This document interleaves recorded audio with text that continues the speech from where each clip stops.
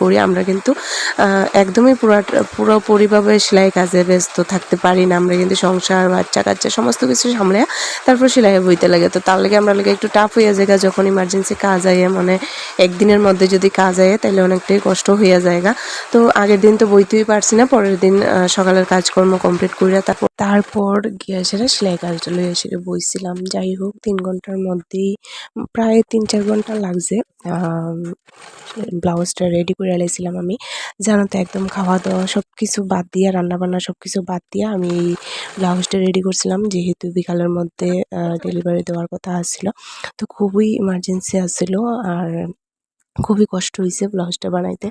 তো সবার উদ্দেশ্যে একটা কথা কইতে চাই, তোমরা যারা ওই ব্লাউজ বানাইতে চাও একটু হাতে সময় নিয়ে সেটা কয়েকদিন আগে ব্লাউজ পিসটা দিও, তাইলে একটু সুন্দর করে বানাইয়া দেওয়া যায়। দেখো যেকোনো কাজ ইমার্জেন্সিতে করলে কিন্তু ভালো হয় না। আর তাছাড়া আমরাও তো সেলাই কাজের বাহিরে অনেক কাজ থাকে, তাই না?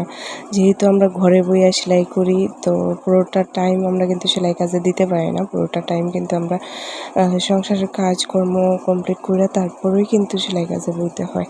তো যাই হোক, দেখতে পেতেছো ব্লাউজটা কিন্তু রেডি করে নিয়েছি। নর্মালি কিন্তু ব্রা কাটের মধ্যে ব্লাউজটা ছিল, আর এখানে দেখো শাড়ির মাথাটাও আমি সেলাই করে দিতেছি।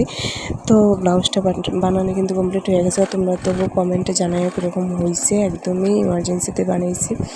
তো এটাই করার আসলো, যারা ওই ব্লাউজ বানানোর দিও হাতে একটু সময় রেখা ব্লাউজটা বানানোর দিও, তাহলে কাজটাও ভালো হইব আর আমিও একটু স্বস্তিরে ব্লাউজটা বানাইয়া দিতে পারি।